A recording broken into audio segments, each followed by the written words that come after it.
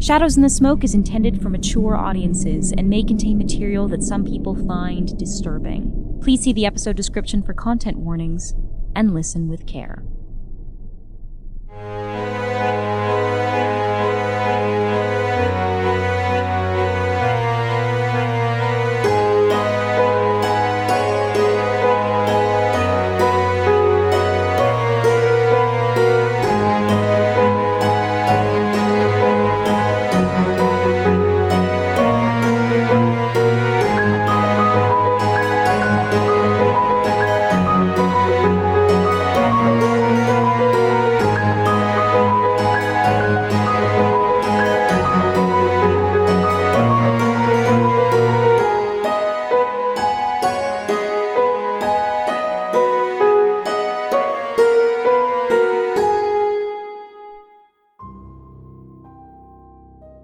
London is sinking. After a single day's respite from the rain, the stormy weather swiftly returned, and with a vengeance. The mighty Lady Thames has broken her chains and has laid claim to all of London. Those unlucky enough to live near her banks soon found themselves beneath several meters of water. The most fortunate simply drowned. The unluckiest souls fell ill as another cholera outbreak, the worst yet, has swept through the most vulnerable neighborhoods of London. The wealthy, much like rats, have fled the city, retreating to the relative safety of their country manors as they wait out the storm. As for the very wealthiest among them, well, perhaps it's best to consult the society pages. My most discerning readers, there are moments in history when calamity and splendor walk hand in hand, and it seems we are living through one such exquisite contradiction. While London groans beneath the weight of unrelenting rains, its grand avenues reduced to winding canals and its lesser quarters all but swallowed whole, a most extraordinary tableau unfolds beyond the city's reach. For at Brathwaite Hall, nestled high amongst the floodplains, the world, our world, continues. With a grace that can only be described as sovereign in its own right, Mrs. Theodora Brathwaite has transformed her elevated country estate into a refuge of such elegance that one might almost forget the chaos pressing at the edges of society. Invitations dispatched with remarkable swiftness have summoned an assembly of rare distinction. Statesmen divested of their chambers, noble families displaced from ancestral homes, and magnates of industry whose empires, for all their might, could not hold back the tide. And yet, dear reader, what awaits them is not mere shelter, but spectacle. Within those stately walls, the storm is reduced to a distant percussion, a dramatic accompaniment to evenings of music, candlelight, and carefully curated delight. Silks whisper across polished floors, laughter rises as freely as the champagne, and the great and powerful of our age drift from salon to salon, as though the very notion of ruin were a vulgar exaggeration, best left outside the gates. Presiding over this glittering sanctuary are not only its incomparable mistress, but also her now familiar and much discussed guests, the Crimson Gentleman, the Ebon Marquis, and the Ashen Duke. While many of the newly arrived have yet to make their full acquaintance, those who have report that these mysterious European gentlemen and their vast retinue seem particularly well suited to the present circumstances. Most astonishing of all, however, is the presence, confirmed by no fewer than 3 reliable sources, of none other than Queen Victoria herself. Readers will recall the unfortunate coolness that has long existed between Her Majesty and Mrs. Brathwaite. And yet, in this moment of shared adversity, the Queen has accepted the invitation to Brathwaite Hall, placing herself, however briefly, under the same roof as her erstwhile adversary. What passed or may yet pass between these two formidable ladies remains the subject of intense curiosity. Observers note that Mrs. Brathwaite received her royal guest with impeccable decorum, neither overreaching nor retreating, but meeting the moment with a composure that suggests she understands precisely the weight of such an encounter. As the rains continue to fall and London waits for reprieve, society finds itself gathered in an unlikely haven, suspended between crisis and comfort. And perhaps, just perhaps, as waters rise and distinctions blur, even the iciest of estrangements may begin to thaw. But you, hunters know the truth. Mrs. Brathwaite is in full control of this storm, with the help of the ancient vampire who sits at her right hand. Together, they seek to turn London into a city lost beneath the ocean waves, and Mrs. Brathwaite's distinguished guests are either eager witnesses or ignorant sacrifices to usher in the birth of this new Atlantis. By nightfall, Queen Victoria and Theodora will both be granted eternal life, one cursed to lifetimes of suffering and torment, and the other blessed with centuries of gloating. It is not long before the earth cracks beneath your feet, plunging Britain into the Atlantic. You must act quickly. Welcome to the Mastermind Confrontation. Ooh, I'm scared. So, let's talk a little bit about how this works. Gone is the day-night cycle that we all know and love from previous episodes of Shadows in the Smoke. However, questions and opportunities do make a reappearance. You have one question for the Mastermind Confrontation. It is, what is the final step needed to complete Theodora's ritual to drown England beneath the ocean? It is a complexity 6. You resolve the threat by stopping Theodora Brathwaite and saving both queen and country. So, I suppose it would be gauche to call it a breakfast phase, but I do want to check in on the hunters of Hargrave House in your rather dilapidated manse on Belgrave Square. It has been several days since the assault on Hargrave House. The rains have continued unabated. I believe your foyer is under at least a few feet of water at this point. I'd say despite the water, Ina has called on some of her cultists to come and clean up the detritus that is left behind after the interaction. We might not be able to do too much on the floor where all the water is coming in, but I imagine she's supervising some of these cultists meandering through the halls and cleaning up this destruction. Very interesting. This is probably Miss Douglas and Mr. Lloyd's first glimpse of the cultists of Miss Thanero. Absolutely. Definitely a moment of, who are all these people? Well, you can't have assumed that Mr. John was the only one who worshipped at my feet. No, they don't have eyes. Oh, some of them do, darling. They just keep them lowered. Okay. Do they talk? Yes, dear, but just ignore them for now. They're really only going to answer to me. I've instructed them to steer clear of you and Rabbit as to not disturb you. Can I disturb them? Maisie, why are you like this? Because it's fun.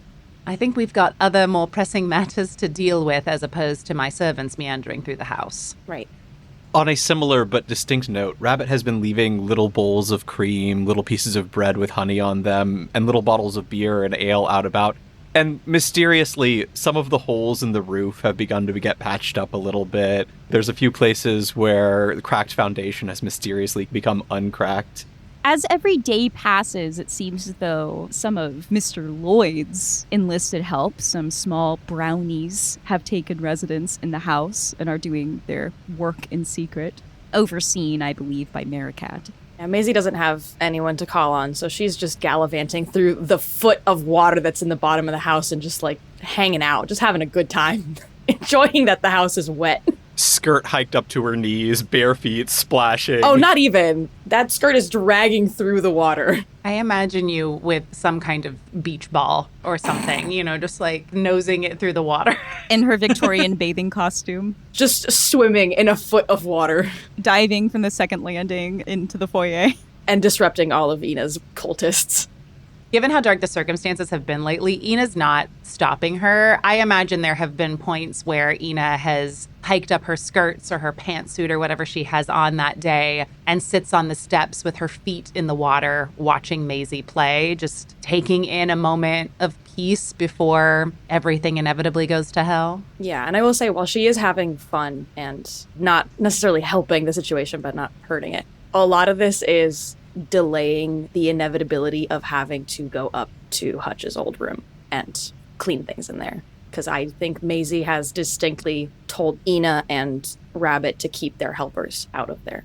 So there is a moment where Maisie's at the end of the hall in her room, sort of organizing anything that's broken in there. Definitely like her shelf fell over with all of her trinkets and she's trying to reposition everything back to the way it was. And she just like looks down the hall at the stairs that lead up to the parapets. And it's been several days of looking that way and then turning away and walking away and not going in that direction. And I think today's finally the day that she looks that way, sort of takes a deep breath and walks back up the stairs to that room and just sees the burnt pile of books with the cage dismantled and set up like a weird grill. And I think she starts collecting as many of the books in here that remain untouched to take back to her room. Creates one shelf of her bookshelf instead of being random trinkets and things that she's found out in the world. This is a shelf that will remind her of Hutch and what he used to be, next to her book of Hans Christian Andersen fairy tales. As Maisie is cleaning up Hutch's room, Rabbit silently, wordlessly comes in with a bucket of soapy water and a rag and gets down on the floor and starts scrubbing the burnt detritus off the floor, helping her out. Do you know where he went? I think for now it's better that we don't know where he is, because once we do know where he is, it'll suddenly become a problem we have to solve. I never thought he would leave before you. I thought he had a better shot at becoming the hero in his story than he did. Well, I don't even know. I'm going to take some of these books. Do you want any of them? Should I put them in the library? Maybe? Whatever you think, Pet. I don't know how much time I'll have left for reading. Maisie just tackles him in a hug. Come on, let me help you with that. And Rabbit grabs an armful of books off of the shelf as well and follows her out. Ina sees them coming out with the armloads of books. She's leaning against the door of her rooms, and she just watches them go and load them in and decides to go up and look around the room herself. And when she's in there, she notices that there's clothing strewn around the room, and very uncharacteristically begins to pick it up and fold it. Some of it's covered in blood stains, some of it is very tattered. As she's folding up all of these clothes, she comes across the handkerchief that belonged to his father. She picks it up and looks at it, gently caressing the edges of it, tucks it into the belt of her skirt, and then gets down on the ground and picks up the rag that Rabbit was scrubbing the floor with and continues to scrub. Maisie walks in on this. It's that moment of she and Rabbit left, and in the intervening time when they disappeared, that's when Ina went in. She comes back in not knowing that Ina is going to be there and is incredibly surprised to find Ina in this room. Ina, you're on the floor. Are you sure you want to be in here? I feel like, in a way, I owe it to him. He left quite the mess, in more ways than one. How are you doing? There's a part of me that firmly believes this is the justice that he deserves. But there's another part of me that knows he's lost, and I don't want him to be lost. Even if he's lost to me, he deserves a chance at redemption. And I don't think I realized that until after he was gone. I know we have to deal with the entire flooding situation, and Rabbit's probably leaving soon. Would you want to help me look for him after, whenever that is? Yes, little Pearl, I would. I have a paint the scene for everybody. All of you have noticed the encroaching flood in London, and at least Miss Thanero, you are aware of the most recent edition of the Society pages. But what all have you noticed that is a portent of this magical ritual Theodora is in the process of performing? How can you tell she will be completing her work soon? As the Thames has begun to rapidly overflow its banks, the Thames is now also partially saltwater because she is mingling with the ocean as they meet and converge to sink London under the waves. Similarly, in Maisie's taking to the water at least once during this time, there is a difference to the energy that the water carries. It is almost malicious and forceful, where it used to be calm and inviting, as if it is forcing itself to be in a place that it doesn't want to be. Oddly enough, for a city as big, dirty, and industrious as London, there are no rats to be found anywhere. They have all fled the sinking city. I'd like to, if I may, pull you all into the foyer.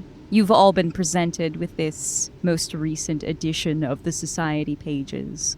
All of you feel that whatever it is Theodora is trying to do, it will happen tonight. Ina has that gossip column in her hand as they've all gathered in the foyer and holds it up for either Maisie or Rabbit to read. I think our very good friend Theodora is very close to finishing what she started. It makes sense. There's been more magic in the air recently. A humming, a thrumming. It's in the water, too. It's everywhere. The energy is very different. I think we're going to have to find a way to get out to that country estate and deal with the problem sooner rather than later.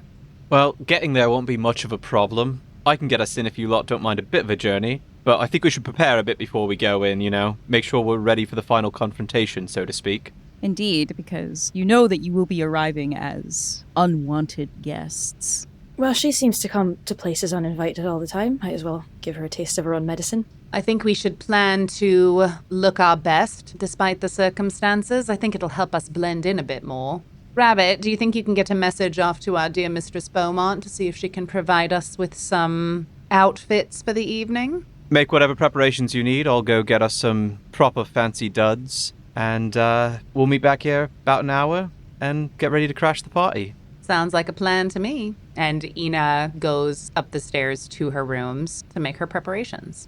We can say, Mr. Lloyd, that you extended word to Mistress Beaumont, and she worked quickly, as always, and 3 packages arrived via the remaining Sister Sendula, and you have packed those away.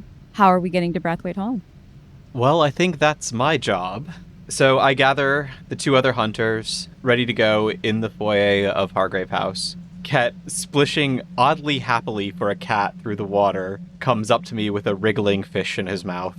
I take the wriggling fish, cut open its belly, and allow its blood and entrails to drip into the water, and they seem to flow with a current that is otherwise not observable, and Rabbit follows that current. And as he does, the landscape around him and the other hunters begins to shift as they find themselves no longer in Hargrave House, but in a dark, overgrown swamp where trees like pillars rise out of the ground. And then a few steps later, they are on the flooded grounds near what was probably an ornamental pond at one point of Theodora Brathwaite's mansion. Not so much an ornamental pond, but a vast lake that is on the enormous estate of Theodora Brathwaite. Let me describe the house to you. It is a sprawling Georgian manor of sandstone. Towering marble columns frame the grand entrance, flanked by lush gardens blooming year-round. Ornate windows sparkle, reflecting the countryside with perfect clarity. Beyond this enormous manse lies a huge lake with an island in the very center of it. The grand road leading towards Brathwaite Hall is populated with carriages left behind by Mrs. Brathwaite's many, many guests and tended to by some very nervous-looking footmen and skittish horses. Inside, you hear the raucous sounds of celebration, almost drowning out the thunder and the rain around you. And perhaps most curious of all, next to the house, dry docked, is Mrs. Theodora Brathwaite's pirate ship. I have a paint the scene for you all. As you approach Brathwaite Hall, how can you tell Mrs. Brathwaite is the second richest person in the Empire? In this row of carriages, we would see Theodora's immaculately appointed carriage, and you would note this by, obviously, the sapphire blue adornments that are on it. But ahead of her carriage in the line is an even larger carriage, completely bedecked in gold. A fairly common decorating trend at this time was the folly, purposeful ruins that you would build onto your grounds. Usually these would be small, the size of a gazebo. The one near Theodora's lake is the size of a Greek temple. The house and the grounds are being tended to by an inordinate number of people, all dressed in exquisite sapphire blue livery, all working almost in complete silence, as if they've been doing this forever and they don't even need to discuss how to go about their jobs. Ina crosses her arms and takes all of this finery and extravagance in, seeing all the many servants moving about the grounds in the rain, the ruins, the boat. Well, someone's compensating for something, aren't they? Why is there a boat in the middle of the grounds? Why is it not on the sea? Well, given that this will soon be the sea, it's exactly where it needs to be, I'd venture, after her plan is complete. Right. It's going to be really unfortunate when that doesn't happen and she just has a massive boat in the middle of her yard. Given what I plan to do to her, I don't think she'll care. Ina turns to Rabbit. Is there a place we can stash our evening looks while we look around the grounds? Rabbit scans the grounds and sees a groundskeeper's hut. That's probably our best bet. I doubt her and her lot will be going in there. Well, let's unburden ourselves and get to figuring out how we stop this. Ina ventures off towards the hut to hide her bag. Easily done. All manner of partygoers and guests are wandering the grounds as you are making your way through. No one is paying you any particular mind. There are so many people here. I want to go look in her office and see if I can find anything that will point to what the last step of this ritual is. Sure. All right. Mr. Lloyd, where are you off to first? Morgan's going to be looking about the wine cellars, the basement, places where, someone might try and hide something out of the view of all of her guests. All right. Miss Douglas? Basie would like to go look at this big stupid boat. Let us begin with Miss Thanero. You make your way somewhat unceremoniously into the grand foyer of Brathwaite Hall.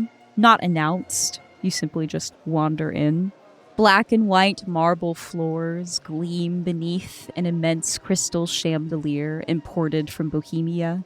Twin staircases of dark polished mahogany curve upward, their ironwork balustrades fashioned in swirling Victorian motifs.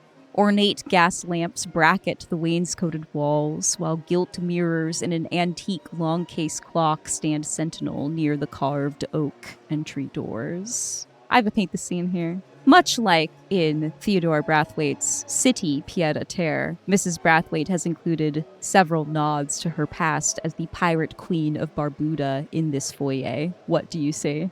There's a massive chandelier hanging in the middle of the hall, but instead of glass, it is constructed out of swords. In between these two staircases, there is a massive portrait of Theodora herself in her full pirate garb, brandishing a sword, pointing towards where her next conquest will be.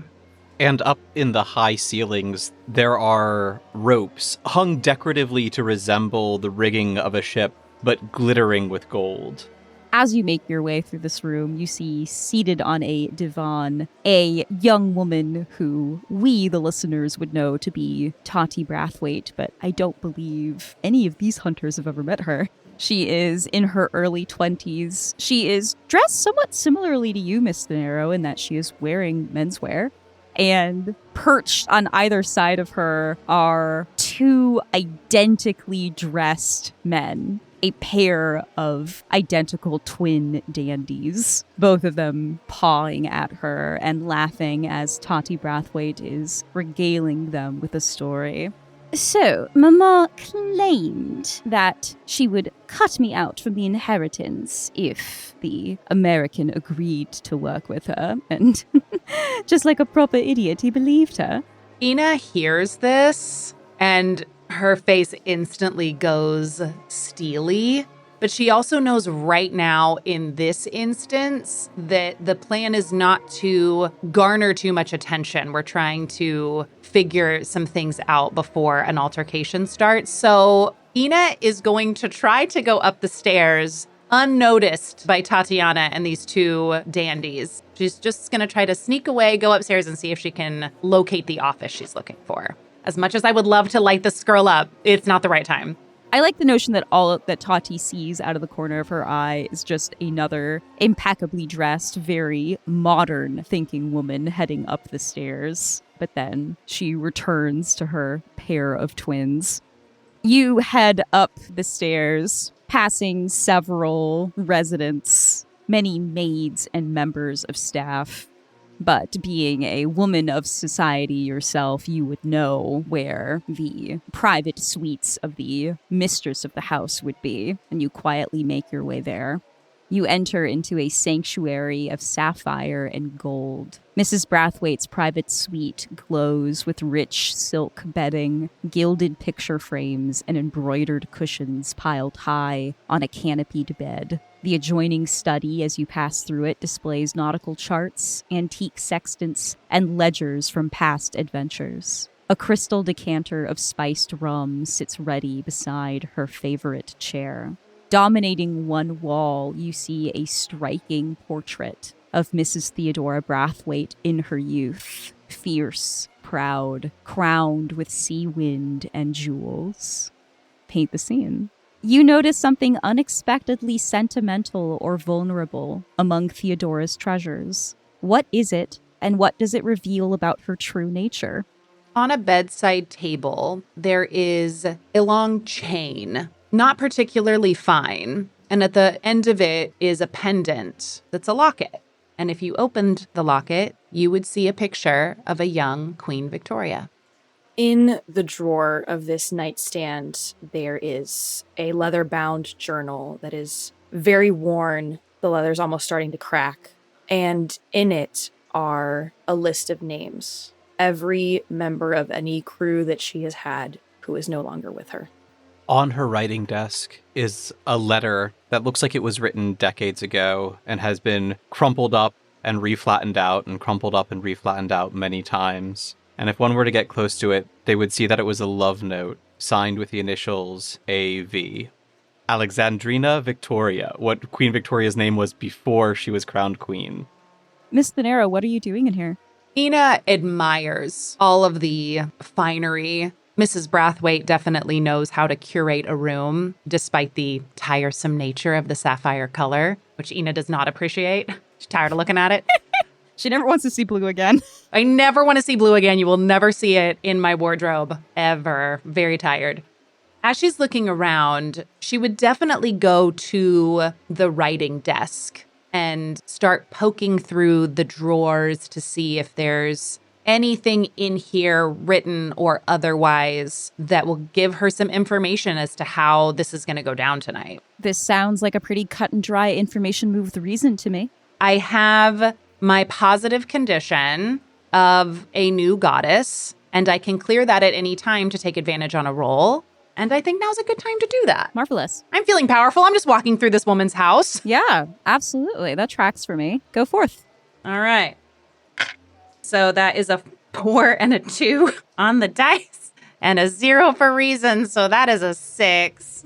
Mr. Lloyd, as Miss Thanero heads upstairs, you head downstairs, correct? That's right. Down towards the servant quarters, the wine cellars, the kitchens. Where is your focus today?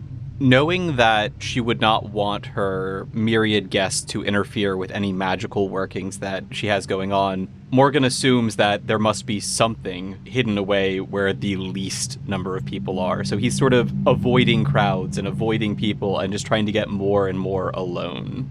This is certainly a very old house, and old houses, as you know, do have their secrets.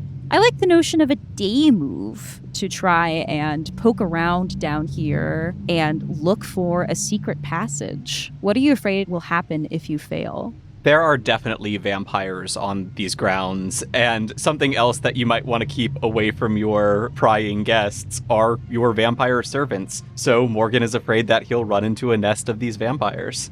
Sounds perfectly plausible. This feels like a day move with reason to me. Knowing that vampires are one of the things that he's going to be looking out for, I think Morgan is using his cracked silver hand mirror to sort of subtly look at the reflections of anyone he passes to avoid those who would cast no reflection. So I'll be invoking that on this roll. Go forth. Well, I am glad I rolled with advantage because I rolled a 1, a 2, and a 5. So without advantage, I probably would have failed that, but as it is, that is a 7. Miss Douglas heading towards Mrs. Theodora Brathwaite's old pirate ship, the Revenge. This ship is enormous. It has 3 masts, multiple decks, all manner of cannons on their gun deck. It is a ship fit for a pirate queen. I have a paint the scene here as you make your way on deck. This ship has not been at sea for several decades. And yet, how can you tell that Theodora has recently been preparing it for a long voyage? Looking at the hull of the ship, one would note a very thick new layer of pitch across the boards to ensure that it stays watertight for a long time. While there is obviously like a banquet set out for the party itself that will be happening, if you were to go below decks, you would notice not only more of the food and drink that is being served there, but barrels of citrus fruit and rum. When Mrs. Brathwaite first brought the ship back, she left the original sails with all of their men's on the ship. But recently, the sails have been completely replaced with brand new sails. What is it that you are looking for, Miss Douglas? With Ina's comment about Theodora and all of her guests presumably taking to this ship as the floods rise, Maisie wants to find a way to sabotage this as a means of escape. Interesting. Go ahead and make an information move with reason. I have to wonder if sea longing is at play here. Yeah, I figured sea longing was going to do me poorly in this ocean-related finale. It feels correct to me. Yeah, Maisie's never seen a ship this big, so that's already just impressive and, like, overwhelming. Yeah. I think while feeling this feeling of desire for the ocean and for seas abroad, Maisie is going to feel between her fingers the shell from the Lady Thames reminding her of her home here in London. So flat roll, let's go. Oh, God. 2 + 4 is 6, + 1 for my reason is 7. Let us return to Mr. Lloyd. It's easy for you to go unnoticed in a place like this. Were you dressed a little nicer, you could even be perhaps confused for a member of Mrs. Brathwaite's staff. Oh, that's a read. Dressed too poorly to be a servant. Oh yeah, for her, she's the second richest person. So very few people pay you any mind, assuming that you are maybe not a member of staff, but perhaps a delivery boy or a messenger or something like that. As you make your way further within the bowels of Brathwaite Hall, you do see a couple men leaning rather conspicuously against a blank wall. They are dressed all in black. You perhaps recognize a few of them and their ilk from the assault on Hargrave House. These are members of the Black Laces, Mr. Higgins' loosely organized gang of thugs and killers. They seem to be guarding something. The first thing Rabbit does is use his little silver hand mirror to surreptitiously look at them. Are they mortal or are they not casting a reflection? They are mortal. For a moment, Rabbit hesitates because he has been in this mindset so long of having to keep himself and his magic hidden. But with the wild hunt settled, that is no longer a concern. So he flashes a grin to the men in black guarding this door, cracks his knuckles, and thrusts one arm, finger extended in a point towards them. And you can see a tattoo slithering down the length of Rabbit's arm. And as it reaches his hand, it creeps out from underneath his fingernail, blue ink swirling in the air as though it were water, taking the form of this absolutely horrific monstrosity. This thing that is more tentacles, eyes, and mouths than it is other recognizable features. Sweet dreams. I like this very much. Could you describe the carnage that happens here?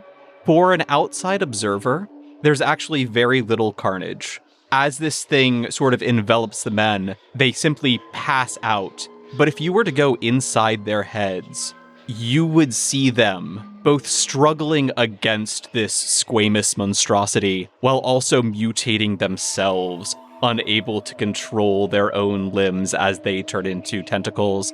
Giant eyeballs fill their mouths, and their eyes turn into screaming mouths themselves. These men are enveloped in a monstrous nightmare that would make David Cronenberg jealous. How does it feel to use your powers so unabashedly?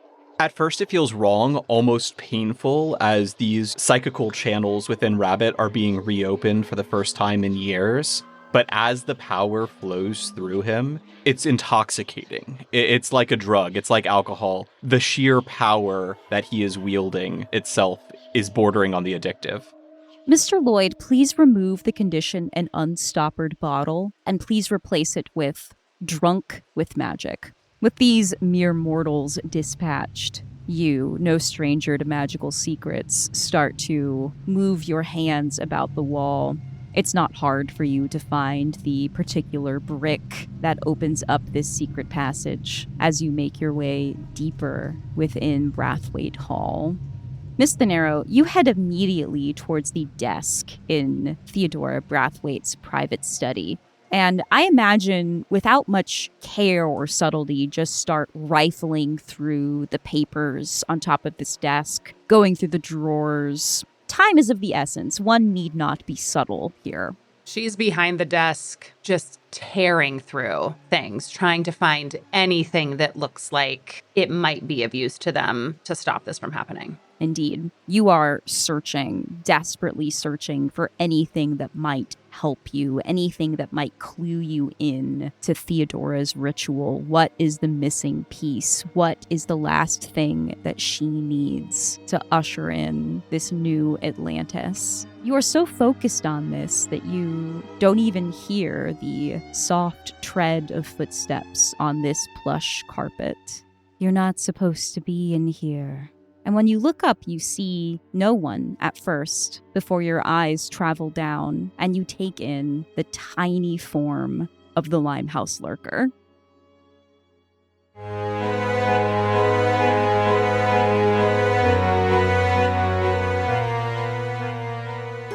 Shadows in the Smoke is a Kitten Marlowe production. This episode was edited and produced by Kim Dalton and featured a theme song by Jake Pierle. You can find out more about us by visiting kittenmarlowe.com, signing up for our newsletter, or following us on socials. For Discord access, an exclusive behind-the-scenes show, and more, visit patreon.com/kittenmarlowe and join our favorite colony of feral cats, our Kitten Marlowe patrons, in supporting artist-driven storytelling. Thanks for listening.